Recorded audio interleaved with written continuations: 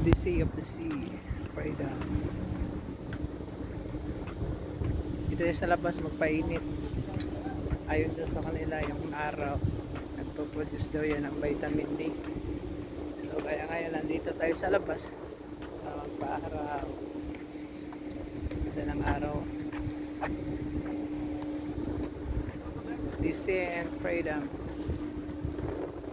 Sarap paligo.